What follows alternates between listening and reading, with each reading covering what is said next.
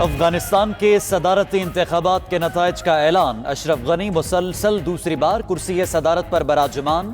5 ماہ کی تاخیر سے آنے والے نتائج کے مطابق اشرف غنی 50.64% ووٹ لے کر جیت گئے۔ عبداللہ 39.52% ووٹ لے کر دوسرے نمبر پر رہے۔ گلبدین حکمتیار 3.85% ووٹوں کے ساتھ تیسرے نمبر پر رہے۔ رشوت، فراڈ، اختیارات سے تجاوز کرنے کے الزامات۔ اسرائیلی وزیر اعظم نیتن یاہو کے خلاف کیس کی سماعت 17 مارچ کو ہوگی۔ نیتن یاہو کے خلاف کیس کی سماعت 2 مارچ کو ہونے والے انتخابات کے بعد ہوگی۔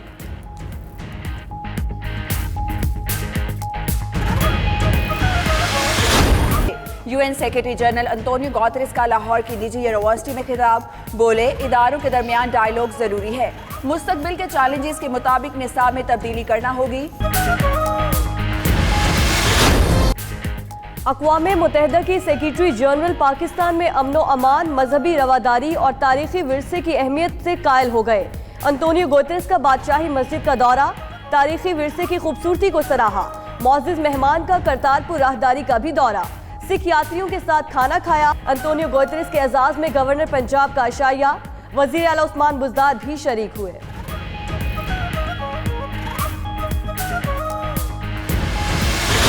سپریم کورٹ جا رہے ہیں کہ یہ جو نظام سندھ کے اندر مقامی حکومت کا ہے یہ آئین سے مطابقت نہیں رکھتا، اور جس وقت تک آپ مقامی حکومت کو کراچی میں جو ووٹ لے کے آ رہا ہے، جو کسی بھی اور شہر کے لیے، یہ خاص کراچی کی بات نہیں ہے، میں سارے پاکستان کے لیے بات کر رہا ہوں، لیکن کے پی میں تو ہماری حکومت ہے، ہم نے سسٹم بدل دیا، پنجاب میں نیا سسٹم لے کر آگے، اسلام آباد کے لیے نیا قانون بنا رہے ہیں۔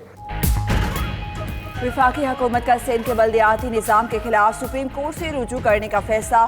اسد عمر نے پروگرام ہارٹ ٹاک میں کہا، درخواست گزار وزیر اعظم اور وہ خود ہوں گے۔ کراچی کے حالات تب ٹھیک ہوں گے جب بہتر بلدیاتی نظام آئے گا اور کراچی کو اختیارات ملیں گے۔ میاں کراچی نے پی ٹی آئی کے اقدام کی حمایت کر دی۔ 92 نیوز کے ساتھ گفتگو میں کہا کہ ایم کیو ایم پاکستان نے اس حوالے سے سپریم کورٹ میں پٹیشن بھی دائر کر رکھی ہے۔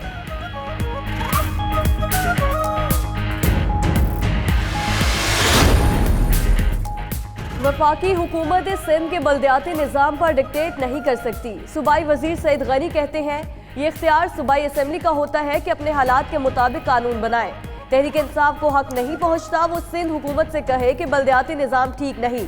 سندھ اسمبلی نے جو قانون بنایا اس میں تحریک انصاف سمیت تمام جماعتوں نے حصہ لیا۔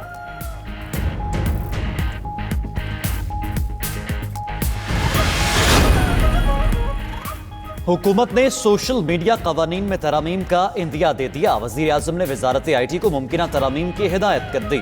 وزیر منصوبہ بندی اسد عمر کہتے ہیں، سوشل میڈیا کے لیے قانون ضرور ہونا چاہیے۔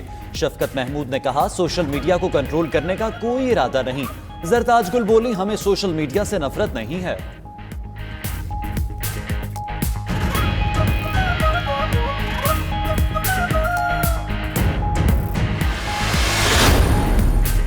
وفاقی حکومت کا بڑا اقدام، حج پیکیج سستا ہو گیا۔ حج اخراجات میں 34,000 روپے کی مزید کمی۔ ذرائع کے مطابق رواں سال ملک کے جنوبی علاقوں کے لیے حج اخراجات 4,55,495 روپے مقرر۔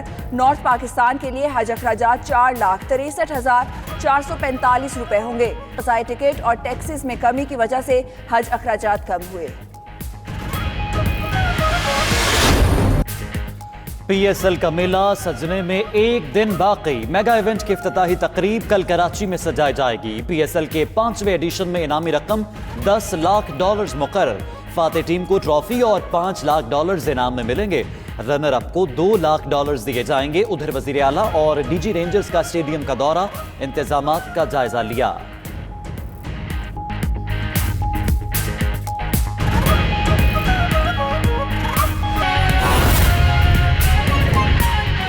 شکوان نیوز کانفرنس کر رہی ہیں۔ یو این کے سیکرٹری جنرل صاحب کرتارپور میں ابھی اقلیتوں کے حقوق کے لیے اٹھائے گئے جو پاکستان حکومت کے اقدامات ہیں ان کو اپنی آنکھوں سے وٹنس کر رہے ہیں، اور اسی بارڈر کے دوسری طرف مسلمان اقلیتیں जिस अंदाज से हिंदुस्तानी इंतहा पसंद सोच का शिकार है और जामिया मिलिया के स्टूडेंट्स, उसातिज़ा और वो तमाम मुस्लिम एरियाज़, कम्युनिटीज़, जहाँ जहाँ हक के लिए लोग खड़े हुए, हिंदुस्तान के उस एक तरफा इक़दामात को, सिटीज़न एक्ट को भी उन्होंने जिस तरह गलियों में, सड़कों पे,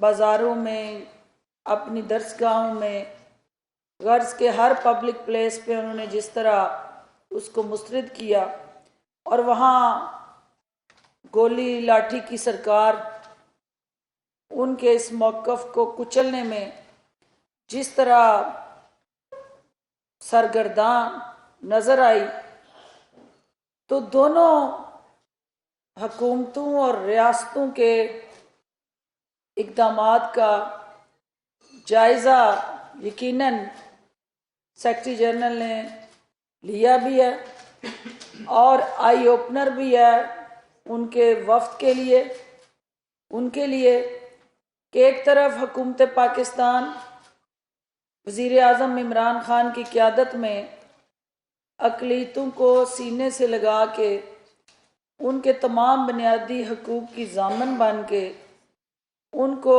हर तरह की मजहबी, शख्सी, आइनी, कानूनी आज़ादी यकीनी बनाए हुए है, तो दूसरी तरफ कश्मीर को जिस अंदाज से कर्फ्यू ज़दा करके वहाँ इंसानियत की तज़लील करते हुए हिंदुस्तानी हुकूमत अक़वाम मुत्तहिदा की करारदादों का मजाक उड़ा रही है, तो अब वक्त आ गया है कि दुनिया अक़वाम मुत्तहिदा को और ख़ुसूसन पाकिस्तान के अवाम और मज़लूम कश्मीरी बाज़ाब्ता तौर पे अमली इक़दामात उठाते हुए देखना चाहती है। और जो UN सेक्रेटरी जनरल के इस हवाले से मुख्तलिफ मीटिंग्स में, कॉन्फ्रेंसेस में मज़म्मती बयानात हैं और इंसानी हकूक़ की जो वायलेशंस हैं उस पे उनके कंसर्न्स हैं, तो हम ये तवक्को करते हैं कि बाज़ाब्ता तौर पे वो अल्फाज, वो उनके कंसर्न्स अमली इक़दामात में तब्दील होंगे ताकि जो कश्मीरियों का UN की तरफ और बैनुल-अक़वामी अदारों, तंजीमों और ओवरऑल इंटरनेशनल क़यादत की तरफ जो उनकी नज़रें जमी हुई हैं उसने और वो इंसाफ के मुतलाशी हैं, उन्हें इंसाफ के हसूल में ये दौरा जो है वो मददगार साबित हो और अल्टीमेटली अक़वाम मुत्तहिदा जिन पनाह गज़ीनों के हवाले से, अफ़गान महाजरीन के हवाले से जो पाकिस्तान की काविशों और कोशिशों को सराहते हुए उन्होंने इस मुआशरे का जो मुस्बत पहलू दुनिया के सामने उजागर किया और दुनिया को पाकिस्तान के हवाले से जो असल तारुफ है वो मार्केट किया UN सेक्रेटरी जनरल साहब ने, हम उसके लिए भी उनके शुक्रगुजार हैं। चूँकि आप देख रहे हैं कि अफ़गान महाजरीन का जो 40 साल का पाकिस्तान के साथ जुड़ा एक ऐसा रिश्ता है जो बॉर्डर तो हमारे जुड़े ही हैं, लेकिन उसके साथ साथ हमारे एक दूसरे के साथ जो दिल जुड़े हुए हैं, रिश्ते जुड़े हुए हैं, हमारी तहजीब, तमद्दन और सकाफत जुड़ी हुई है, हमारा एक कदीम आपस में ज़हनी हम आहंगी जुड़ी हुई है। तो اور خاص طور پہ خطے کا جو اس وقت سب سے بڑا مسئلہ گلوبل وارمنگ ہے، چیلنج ٹو انوائرمنٹ ہے، اور یہ دنیا پوری جو ہے اس سے موسمی اثرات کی زد میں ہے. تو وقت آ گیا ہے کہ یہ ریجنل فورسز، انٹرنیشنل فورسز مل کے انسانیت کو درپیش اس سب سے بڑے چیلنج کو ایڈریس کرنے کے لیے بھی